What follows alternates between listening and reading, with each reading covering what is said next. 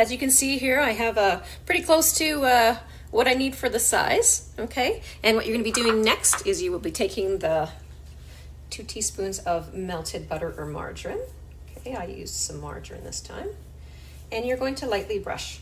You can use a spoon to dip into it and just use the back of your spoon if you'd like to. If you have a pastry brush, you can use the pastry brush.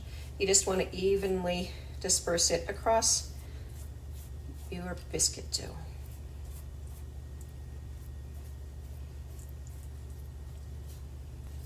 There we go. Okay, so now you will also get out your filling that you actually made, okay? And you'll be actually putting the filling evenly across that. Now I have our filling evenly over across our dough. And so what we're gonna do is take the long edge, okay? And what we're gonna be doing is just slowly rolling it, all right? It will be a little tender, biscuit dough is not as firm. So you wanna use your fingers and just lightly roll it.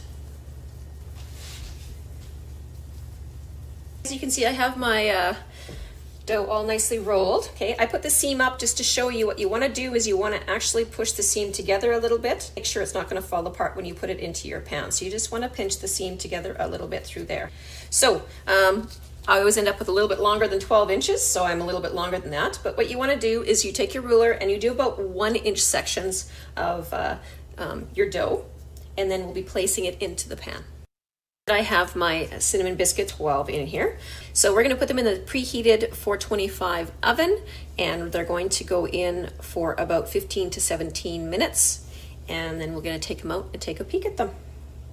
Make sure that your oven racks are set around the middle. That's where they're going to get the best baking. I've just taken my cinnamon biscuits out of the oven using oven mitts, of course, and being very careful. See, they are a light golden brown. And if they've been in the right amount of time and they are light golden brown like this, they should be done. And so mine took 16 minutes. I did leave them in a little extra minute just to get a little bit of browning around the edges a bit more.